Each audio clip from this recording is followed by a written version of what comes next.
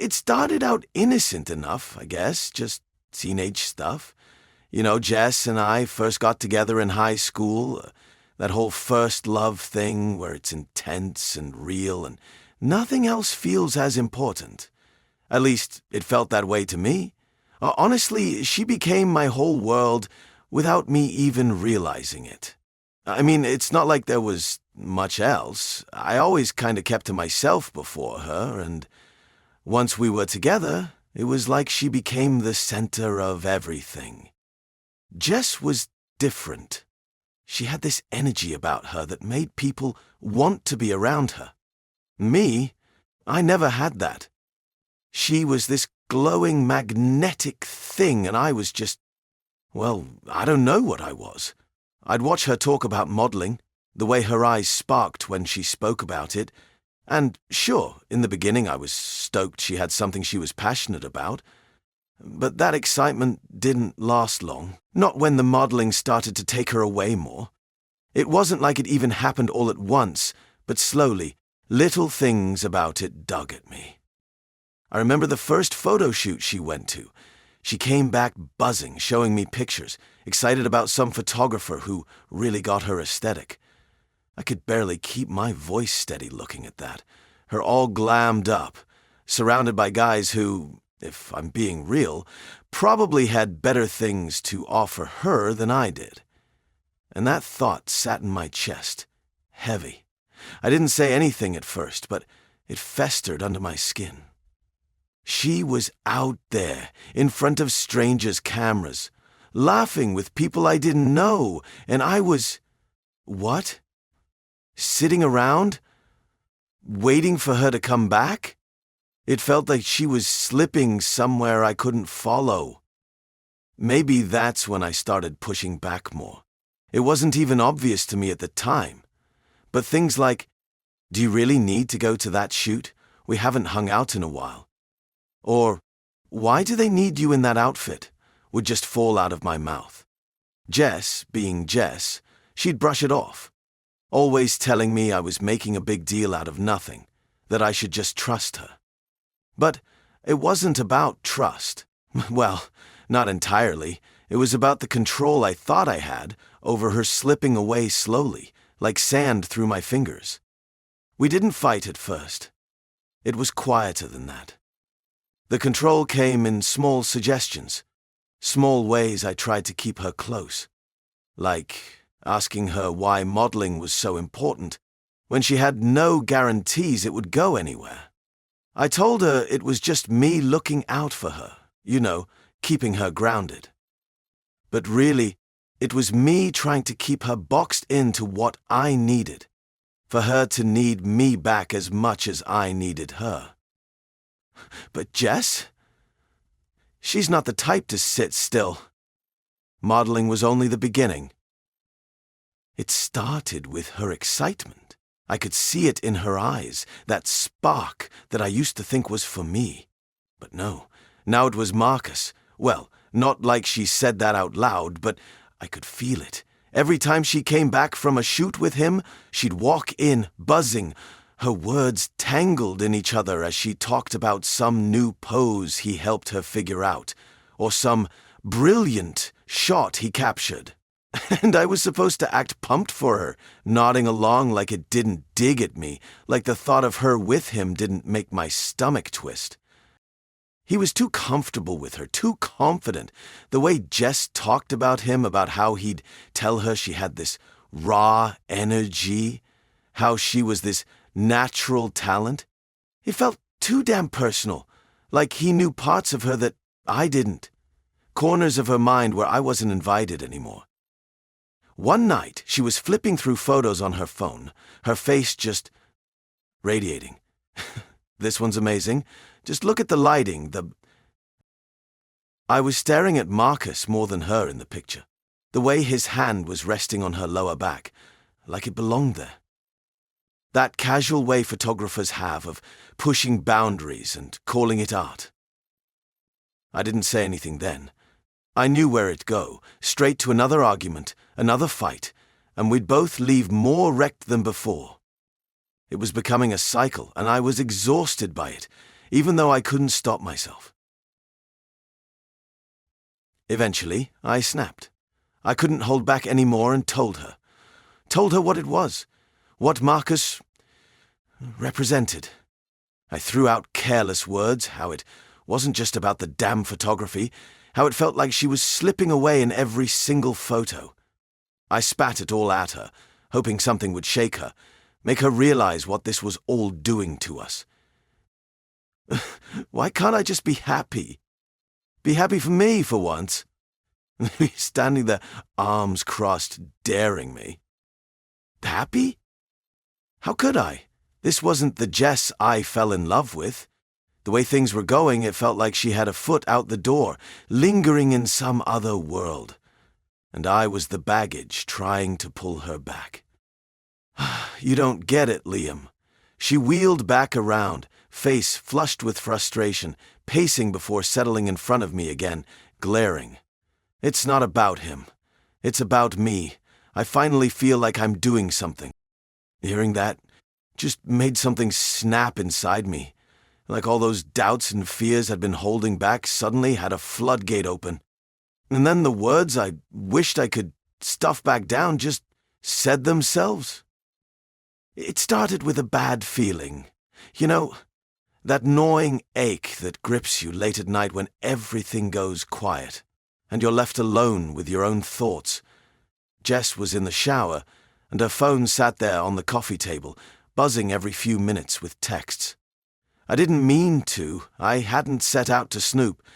But my hand moved before I could talk myself out of it, unlocking her phone with the code I'd memorized months ago, back when I trusted things. What I found hit like a sucker punch. There it was, tucked between messages about shoots and schedules. Hey, baby, can't wait to see you tomorrow. I scrolled up, hoping for some explanation, but Marcus's messages got worse. Daddy misses you. My stomach twisted itself into knots, sweat prickled the back of my neck. Maybe it was some joke, some industry shit I didn't get. Jess had always said the model world was weird. Still, I couldn't get the image out of my head. Marcus's hand, too comfortable on her lower back in those photos they took together. My heart thudded as I heard the water from the shower turn off, and I barely had time to lock her phone before Jess walked out, towel wrapped around her. Later I worked up the nerve. Calm, I told myself. Keep it calm. It's just playful, nothing serious, Jess said, lounging back against the couch like it was no big deal. That's just Marcus. He calls everyone that.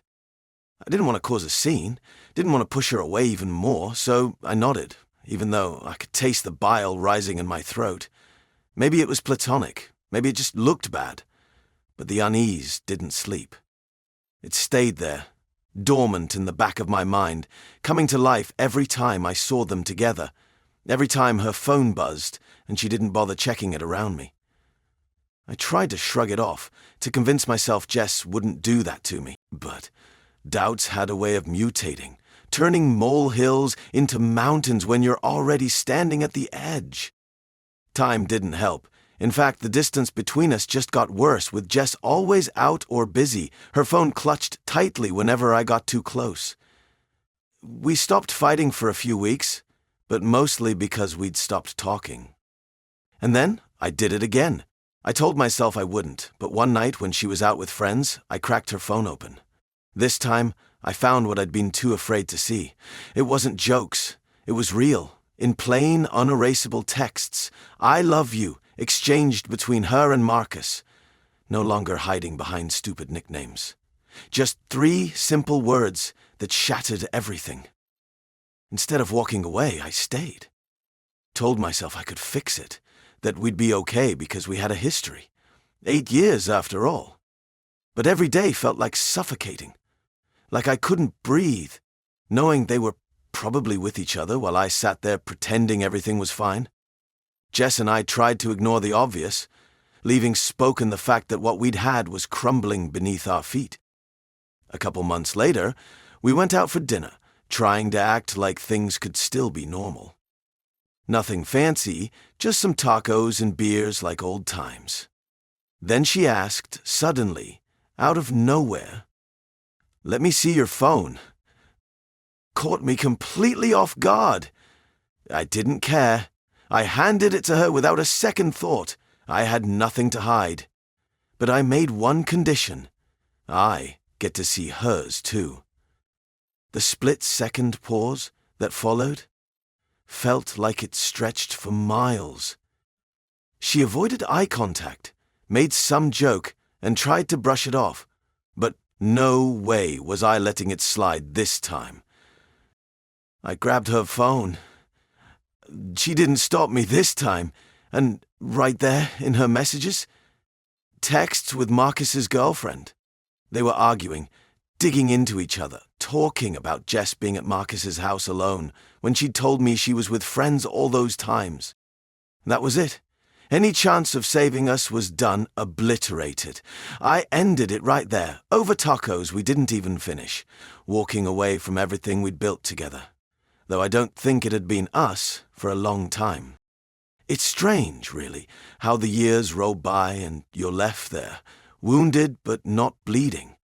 After it all ended with Jess, I spent months just pacing in my own head.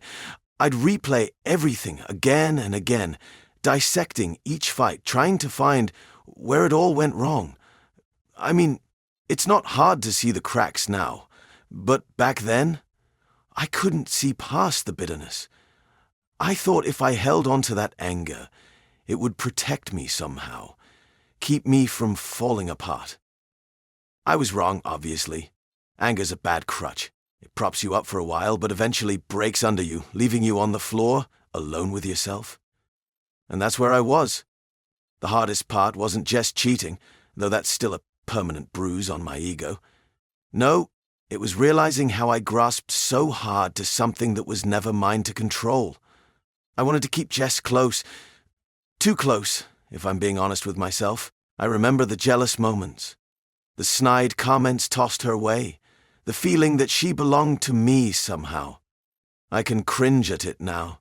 The way I tried to mold her, contain her, keep her in some version of us that made me feel safe. That she wasn't going to live a life outside of me. I hated it, man. Waking up one day and realizing that I was the problem, or at least part of it. For a long time, I pinned all the blame on Jess, believing if it hadn't been for her ambition, or hell, even Marcus, we'd still be together. She would have stayed. But that's bullshit, isn't it? People don't stay because you so desperately need them to. They stay because you let them breathe. So, I started working on me. Sounds cliché, but it's true. I needed to step back and figure out who I was when I wasn't someone's boyfriend. Spoiler alert, I didn't have a clue at first. For years, everything was tied up in Jess. My happiness, my worth. Losing her forced me to find some kind of identity beyond the relationship. I spent a lot of time alone. More than I was comfortable with, if I'm honest.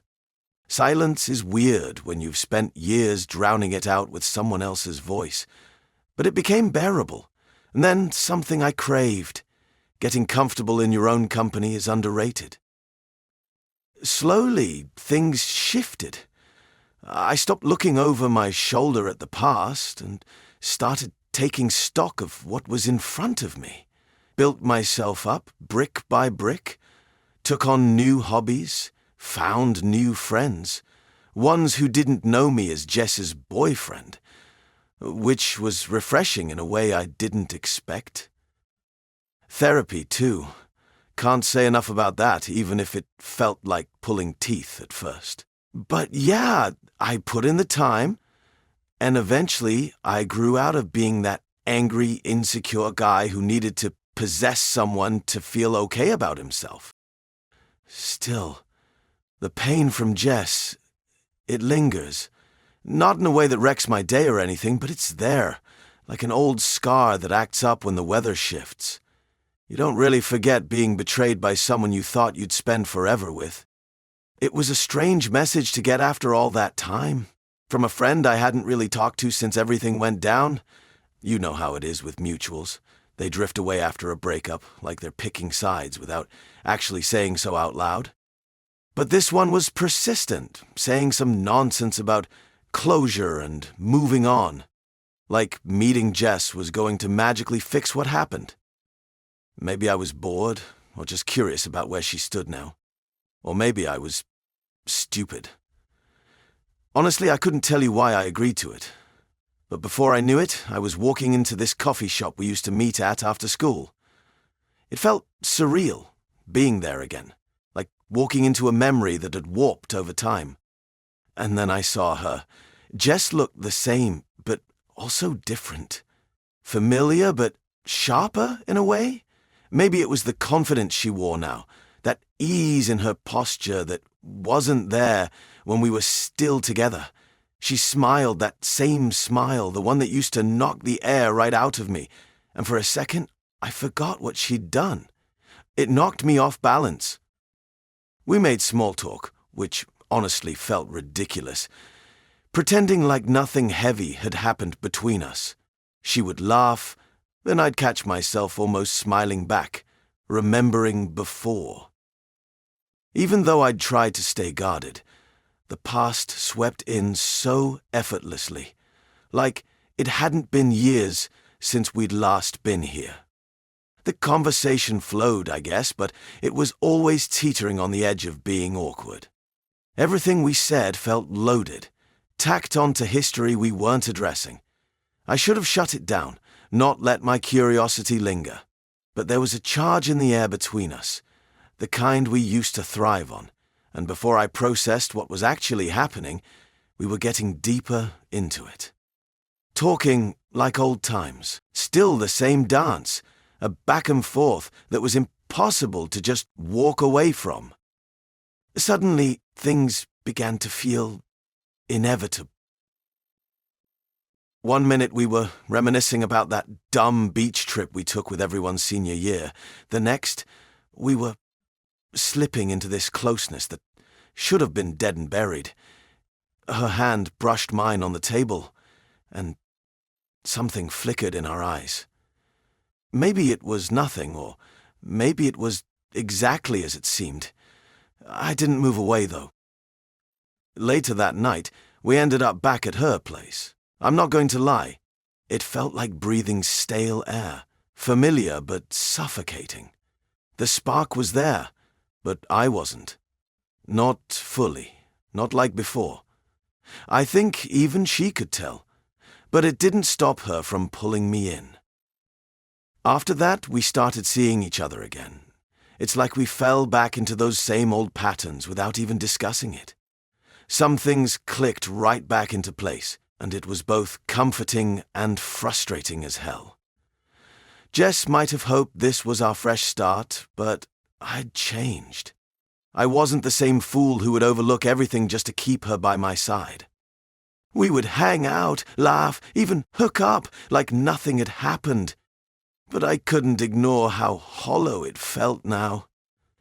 Jess would try to get close, ask about my life or make plans, and I'd brush it off. Not in any obvious way, but with just enough distance. Just enough to keep her guessing. Funny thing was, I wasn't even doing it on purpose. Well, not consciously at least. I was there in those moments, but something in me shut down whenever she'd tried to push deeper. Jess and I were lounging on my couch after another one of our casual hookups.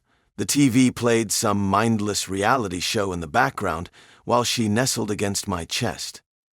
Her familiar scent brought back memories, but they felt distant now, like watching an old movie of someone else's life.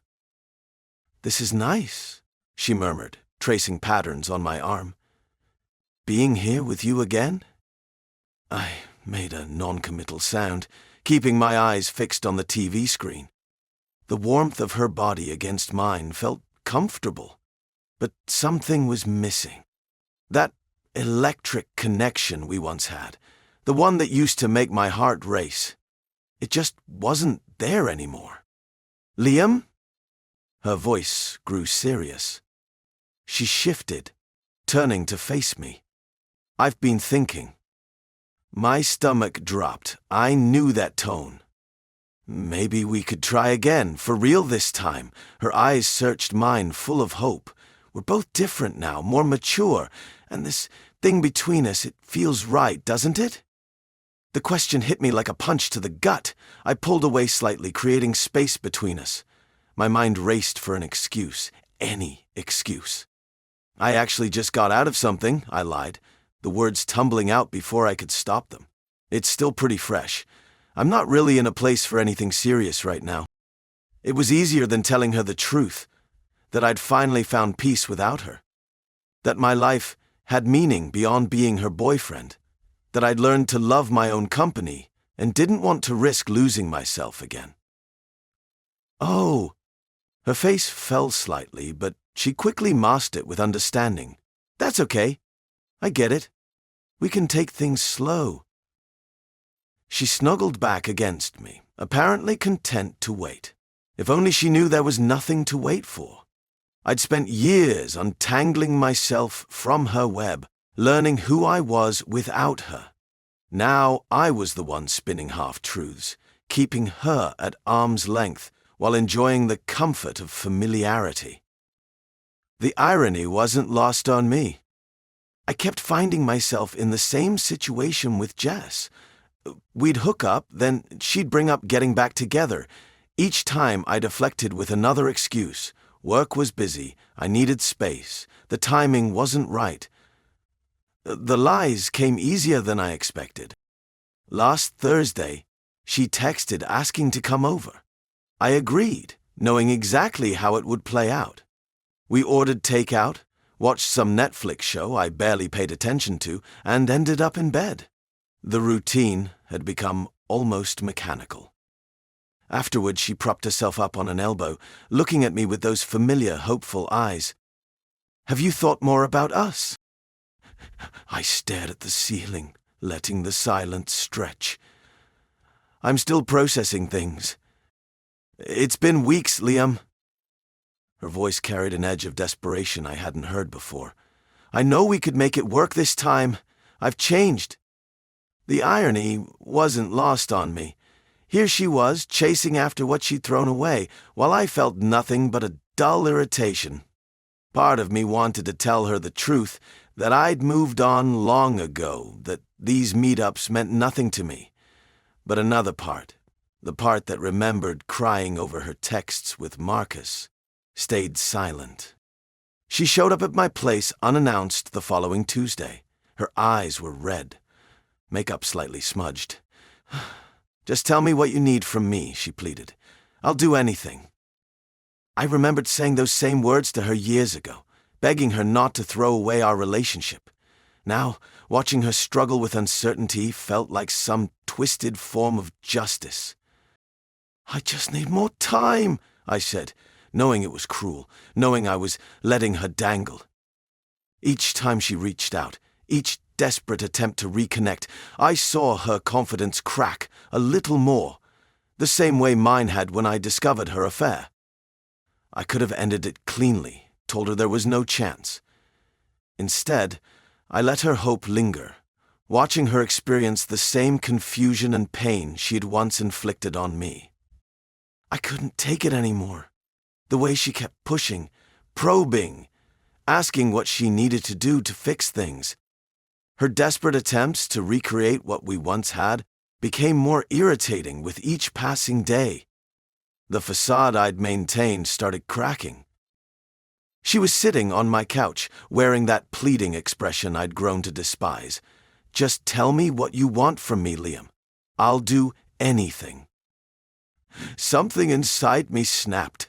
8 years of bottled-up resentment came pouring out. You really want to know? Fine. This whole thing, us meeting up, hooking up, it was never about getting back together. I wanted you to feel exactly what I felt. The uncertainty, the desperation, wondering if you're doing something wrong. If you're doing something wrong. Her face drained of color. "What are you saying?" "I'm saying you're delusional if you ever thought I'd take you back. Did you think a few casual fucks would make me forget how you threw away 8 years for Marcus? That I'd just welcome you back with open arms? Tears welled up in her eyes, but I thought... You thought wrong. I wanted you to experience every bit of pain you put me through, to feel what it's like having someone string you along, never quite giving you what you want, and you fell for it completely. She stared at me, her lip trembling, mascara starting to run. The sight of her breaking apart in front of me brought a cold satisfaction.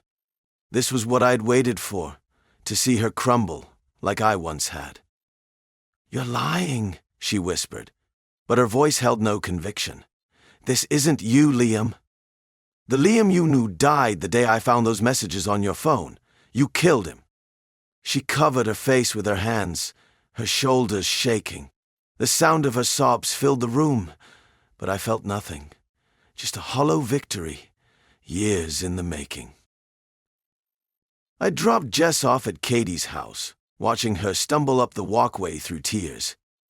My knuckles turned white on the steering wheel as I pulled away into the night. No backward glance, no final wave, just the red glow of my tail lights disappearing around the corner. The satisfaction lasted exactly 3 blocks. Then her face flashed in my mind, the way her expression crumbled when I told her the truth, how she seemed to physically fold in on herself.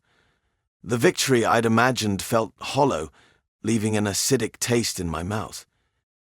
I pulled over onto a quiet street, killing the engine. The silence pressed in around me. What had I really accomplished? I'd spent months orchestrating this elaborate revenge, carefully cultivating her hope just to crush it. And for what?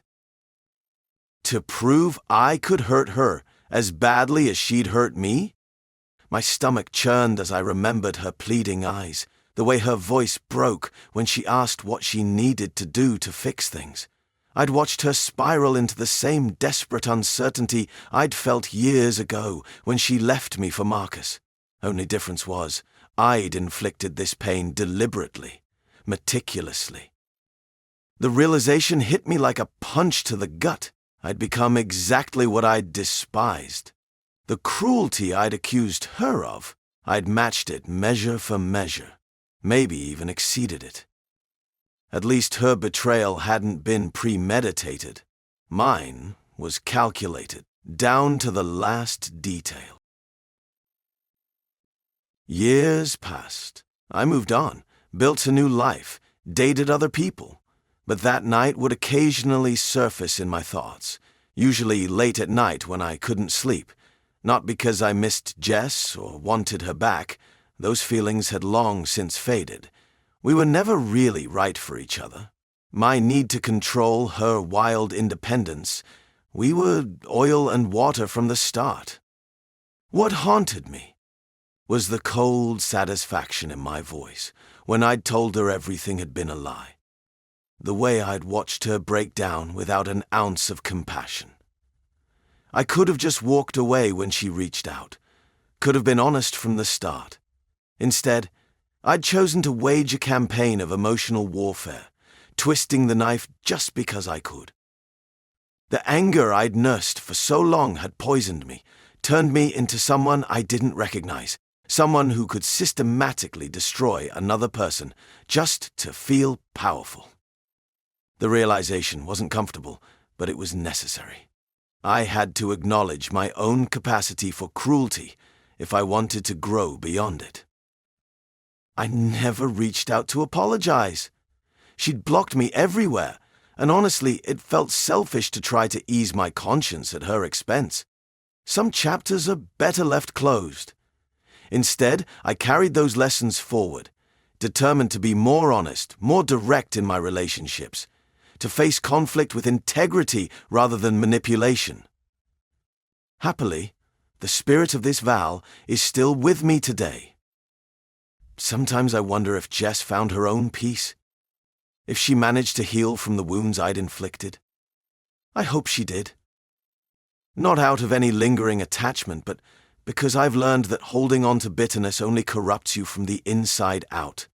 That night taught me that revenge, no matter how justified it feels, leaves you just as hollow as the original betrayal. Hey everyone, if you enjoyed the story, remember to like, subscribe, and comment on the video for more stories like this. Don't forget to turn on notifications so you never miss an update. If you have any similar stories to share, leave them in the comments and we'll make sure to bring them to life. Thanks for watching.